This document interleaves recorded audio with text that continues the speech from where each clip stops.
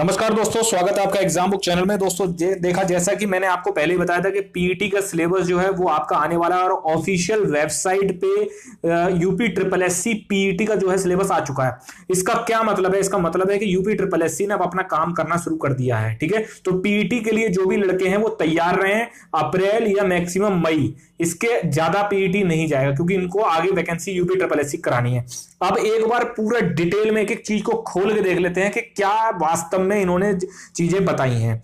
ठीक है भाई, ये कह रहे हैं कि समूह गा की वैकेंसी, सीधी सी बात है कि जो सी ग्रेड की वैकेंसी होती है वो यूपी ट्रिपल एससी कराता है। उसके लिए भाई जो है ये जो यूपी ट्रिपल एससी का जो क्या नाम है 20/11/2020 के अंतर्गत समूह गा की नवीन आवेदन की प्रक्रिया के लिए भाई इन्होंने चेंजिंग करी है। अब हम जो अपना मेन मुद्दा उस पर जाते हैं। उस पे भाई ये है कि अब ये क्या कह रहे हैं? ये कह रहे हैं कि 19 फरवरी प्रारंभिक अर्हता परीक्षा कार्यक्रम एवं पाठ्यक्रम का अनुमोदन के संबंध में। ठीक है, ये आपका पूरा का पूरा ये सिलेबस है। उत्तर प्रदेश अधीनस्थ सेवा चयन की परिधि में आने वाली सभी पदों के लिए साफ लिख दिया इन्होंने, सभी पदों पर चयन हेतु प्रथम स्तर पर आयोजित करने वाली पीईटी परीक्षा। तो जिसके भी दिमाग में यह है कि पीईटी उस एग्जाम के लिए होगा, उसके लिए नहीं होगा, नहीं, यूपी ट्रिपल एससी का कोई भी एग्जाम पीईटी के बिना अब आगे नहीं बढ़ेगा। पीईटी आपका होना है। आप देखिए इसमें सिलेबस देख लेते हैं ध्यान से। प्रश्नों की संख्या 100, पूर्णांक 100, कहने का मतलब एक क्वेश्चन एक नंबर। आगे बढ़ते हैं।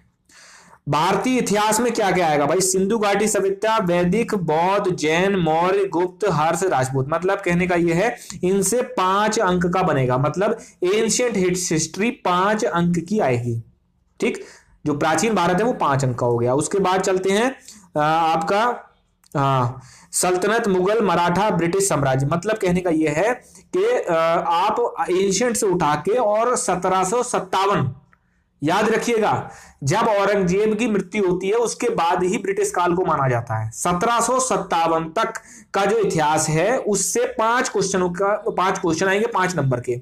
फिर ये कह रहे हैं राष्ट्रीय आंदोलन, मतलब 1757 के बाद से कह लो या फिर 1857 से कह लो। 1857 से लेके 1947 तक का जो काल है वो मेजर काल माना जाता है मॉडर्न हिस्ट्री का।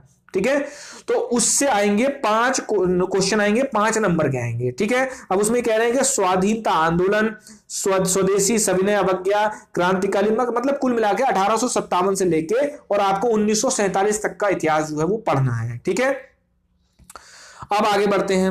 अभी कह रहे हैं कि भाई भूगोल में भारत और विश्व का भूगोल, इसमें नदियां, भूजल, पर्वत, मरुस्थल, वन, खनिज। सबसे अच्छी बात यह है कि आपका ये जो है कंसेप्चुअल बेस्ड पे क्वेश्चन इसमें कम बनेंगे। ठीक, ये भी आपका 5 क्वेश्चनों का और 5 नंबर का आपका जो आएगा। अब इसमें कह रहे हैं भारत में इसका राजनीतिक भूगोल मतलब मैप, जो मैप होते हैं जो उसका आएगा। जलवायु एवं मौसम, जलवायु में ये आ सकता है आपका कि भाई भारत में जो है मानसून किस जगह आता है, किस जगह नहीं आता है, कितनी वर्षा होती है, ये आ सकता है आपका। ठीक है, टाइम जोन आ सकते हैं। ठीक, कि कितने टाइम जोन है, क्या है, कौन सी रेखा, कौन सी जो आपका जो है मिर्जापुर से जो इंडियन स्टैंडर्ड टाइम की जो लाइन निकल रही है वो कितने कितने स्टेटों में होके जाती है। ठीक है, जनसंख्या परिवर्तन एवं प्रवास, जनसंख्या मतलब जनगणना आ सकती है, प्रवास आ सकता है। ठीक है, ये सारी चीजें हैं। अब उसके बाद देखते हैं भारतीय अर्थव्यवस्था। भारतीय अर्थव्यवस्था में भाई ये कह रहे हैं 1947 से 1991 तक का जो भी इतिहास है उसमें हरित क्रांति कब हुई, कौन सा जो है आपका उसमें फसल कौन सी थी। ठीक है, कौन से एरिया में जो है हरित क्रांति को सबसे ज्यादा फायदा हुआ। फिर है दुग्ध विकास एवं ऑपरेशन फ्लड, किसने चालू किया ऑपरेशन फ्लड, क्या नाम था, कब चालू हुआ, कितने फेज हुए, सारी चीजें। योजना आयोग की पंचवर्षीय योजना में आपको रट लेना, जैसे गरीबी उन्मूलन के लिए, जो पॉवर्टी एलिमिनेशन के लिए जो है वो कौन सी ऐसी योजना थी, कौन सी पंचवर्षीय योजना थी जिसमें गरीबी उन्मूलन के लिए हटाने की बात करी गई थी। ठीक है, तो ये है। और संपोषणीय विकास के लिए किस योजना में बात करी गई। क्वेश्चन दोस्तों ऐसे बनेंगे, टारगेटेड चीज लेके चलेंगे। पीटी में 80 क्वेश्चन आपके सही होंगे ही होंगे, इतना आप ध्यान रखिए। ठीक है, उसके बाद है बैंकों का राष्ट्रीयकरण। भाई कौन सी समिति ने बैंकों का राष्ट्रीयकरण के लिए कहा, कितनी बैंक राष्ट्रीयकरण हो चुकी हैं, कितनी बैंक जो है उनको प्राइवेट कर दिया गया है, कितनी बैंकें मर्ज हो चुकी हैं, ये सारी चीजें। उसके बाद कहते हैं 1991 इसमें आर्थिक सुधार, जो मैंने आपको जो यूपीएसआई के लिए पेड बैच में स्टूडेंट्स है मैंने आपको बताया भी है कि एलपीजी करके जो है वो चला था। ठीक है, लिबरलाइजेशन, प्राइवेटाइजेशन और ग्लोबलाइजेशन, ठीक है, कि भाई जो आपका हमारे देश में पहले क्या था, पहले निवेश जो होता था, पहले बाहर से बाहर एक तरीके से समझ लो कि फाटक बंद थे, हम बाहर इन्वेस्टमेंट नहीं कर सकते थे और बाहर वाले हमारे देश से नहीं आ सकते थे। ठीक है, मतलब सिर्फ आने का मतलब ये होता है कि व्यापारिक रूप में बहुत ज्यादा चीजें ऐसी थी, कठिन थी, लोग अपनी फैक्ट्री नहीं खोल पाते थे, तो वो 1991 में जो है खत्म हुई। उसके बाद देखिए इन्होंने क्या बोला, उसके बाद बोला वर्ष 2014 के पश्चात आर्थिक सुधार। याद रखिए 2014 में नरेंद्र मोदी गवर्नमेंट बनी है, उसके बाद से अर्थव्यवस्था में बहुत तेजी से बदलाव आया है। तो इसलिए उन्होंने कहा है कि कृषि क्षेत्र में, ढांचागत क्षेत्र में, मतलब जो फैक्ट्री वगैरह बनी, ठीक है, वो श्रम सुधार कौन कौन से हुए, सिलेबस तो बहुत अच्छा बनाया उन्होंने डिटेल। इससे 5 क्वेश्चन आएंगे, मतलब अर्थव्यवस्था से आपके 5 क्वेश्चन है।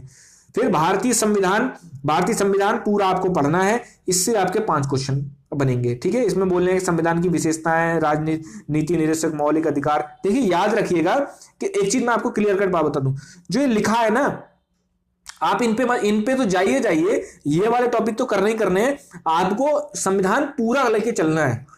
ठीक है, क्योंकि आप ये सोच के जाए ये वाले टॉपिक कर लूं मेरा हो जाएगा, नहीं, ऐसा बुलावे में मत आना। इन्होंने ऊपर को पूरा लिखा है भारतीय संविधान, तो आपको पूरा करके जाना है। अर्थव्यवस्था में भी उन्होंने जो टॉपिक दिए उसके अंतर्गत जो जो चीज आ रही है पूरी करके जानी है। ठीक है, फिर 5 क्वेश्चन आपके हो गए। अब देखिए कितने हो गए, 5 क्वेश्चन हो गए आपके। हिस्ट्री के सबसे ज्यादा 10 क्वेश्चन है टोटल, अगर हिस्ट्री लगाओगे 10 क्वेश्चन, फिर ज्योग्राफी के 5, अर्थव्यवस्था के 5 और आपका संविधान के 5। अब आगे बढ़ते हैं विज्ञान में वही है रसायन, भौतिक, जीव, इसके 5 क्वेश्चन आएंगे 5 नंबर के। उसके बाद है अंकगणित के आपके 5 क्वेश्चन हैं। ठीक है, 5 नंबर के क्वेश्चन है इसमें 5। इसमें देखिए, इसमें जो जो आपको दे रखा है बस वही टॉपिक आपको करने हैं। ठीक, हिंदी में आपके जो है देखिए, हिंदी भी आपकी 5 क्वेश्चन है और 5 नंबर के होंगे। तो हिंदी है संधि, विलोम, पर्यायवाची, वाक्यांश, लिंग, ये जो जो दे रखा है बस आपको यही करना है। ठीक है, अब देखिए इसमें इन्होंने देखिए यहां भी खेल दिया, लेखक एवं रचना है, सबसे ज्यादा डर लोगों को इसी से लगता है, तो सामान्य हिंदी हो गई। उसके बाद देखिए इंग्लिश के 5 क्वेश्चन आ गए, इंग्लिश के हो गए 5 क्वेश्चन।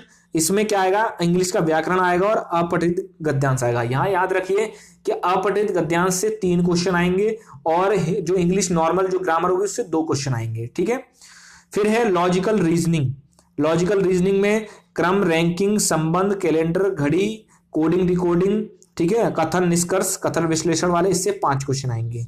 समसामयिकी, करंट अफेयर्स से आपके 10 क्वेश्चन आएंगे, 10 क्वेश्चन 10 नंबर के। उसके बाद सामान्य जागरूकता का मतलब होता है कि ये भी आपका एक तरीके से भारत के पड़ोसी देश कौन से हैं, ये भी एक तरीके से करंट अफेयर और इंडिया का जो है, जो छोटी छोटी चीजें, जैसे आपके नृत्य कितने होते हैं, ठीक है, उड़ीसी कहाँ होता है, ठीक, मोहिनीअट्टम कहाँ होता है, तो ये सारी चीजें जो है इसमें आपको पढ़नी है। इसमें जो टॉपिक दिए वो आपको, भारत के पड़ोसी देश कौन कौन से हैं, सार्क देशों में कौन कौन से आते हैं, देश, राजधानी, मुद्रा आपको याद करनी है, भारत के राज्य एवं केंद्र शासित प्रदेश, भारतीय संसद, राज्यसभा, लोकसभा, विधानसभा, विधान परिषद, राष्ट्रीय अंतरराष्ट्रीय दिवस। एक तरीके से इन्होंने जो ऊपर दिया है ना, उसमें से जो बचा टॉपिक है वो सारे यहाँ डाल दिए हैं। जलवायु परिवर्तन पुरस्कार, ठीक है, अनुसंधान संगठन, भारत एवं विश्व खेल, भारत की कला, भारत पर्यटन स्थल, विश्व संगठन, ये सारी चीजें इन्होंने 10 क्वेश्चन में कर दी हैं।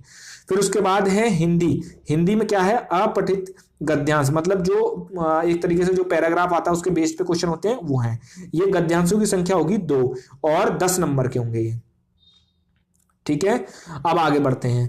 आगे इन्होंने क्या कहा है भाई, तालिका एवं विश्लेषण। तालिका मतलब डीआई टाइप के क्वेश्चन आएंगे, जो डेटा इंटरप्रिटेशन वाले क्वेश्चन आते हैं, जिसमें ऐसे बार वाला होता है, ऐसे सर्किल वाला होता है, उसमें बांट देते हैं, इस तरीके से जो है वो क्वेश्चन आएंगे। अब इसमें बोला है 1 से 9 पर अंकित शैक्षणिक विषयों के संबंध में प्रश्नों में कठिनाई का स्तर डिफिकल्ट लेवल का होगा। भैया लिख दिया साफ कि 1 से 9 तक, 1 से 9 तक का मतलब होता है कि ये इंग्लिश तक, ठीक है, हिस्ट्री, ज्योग्राफी, संविधान, अर्थव्यवस्था, ये सब के सब डिफिकल्ट लेवल के होंगे, लिखा है साफ। ठीक है, अब इस बुलावे मत रहना कि आप लूसेंट पढ़ के काम चला लोगे। ठीक, तो देखिए लिखा है डिफिकल्ट लेवल और एनसीईआरटी द्वारा निर्धारित सेकेंडरी स्तर का होगा, मतलब जो 10+2 लेवल का जो लेवल होता है वो होगा। मतलब आपका पीईटी अब सिंपल तो आने नहीं वाला। ठीक है, आप इतना समझ लीजिए आपको पढ़ना पड़ेगा दिन रात अगर, और इस पीईटी में जिसने निकाल लिया तो बस इतना समझ लीजिए पेपर तो उसका जो भी लेखपाल आए, कुछ भी आए, सब उसका निकला पड़ा है। परीक्षा का जो स्तर जो प्रकार होगा वो वास्तुनिष्ठ ऑब्जेक्टिव टाइप का होगा और 1/4 इसमें नेगेटिव मार्किंग आपकी हो जाएगी। ठीक, तो दोस्तों ये हो गया आपका पूरा का पूरा आपका ये। अब इसका मैं डिटेल एक बार स्ट्रेटेजी निकालने वाला हूं। आपके पास मुश्किल से मुश्किल आपके पास 75 दिन है। 75 दिनों में आपको कर लेना जो भी है, बुक्स वगैरह सब कुछ मैं डिटेल में बताऊंगा। इसको कर लीजिए दोस्तों, बहुत ही आपको आसानी से। जो लोग यूपीएसआई या फिर किसी भी एग्जाम के लिए नहीं भर सकते या फिर नहीं भर रहे हैं या फिर जिनका मूड नहीं है, यूपी ट्रिपल एससी में बम्पर भर्ती में पीईटी इन्होंने निकाल दिया, यूपी ट्रिपल एससी ने काम अपना करना शुरू कर दिया। आप ठीक है, तगड़े से लग जाइए, बाकी जो है जीत तो आपकी होनी ही है। धन्यवाद।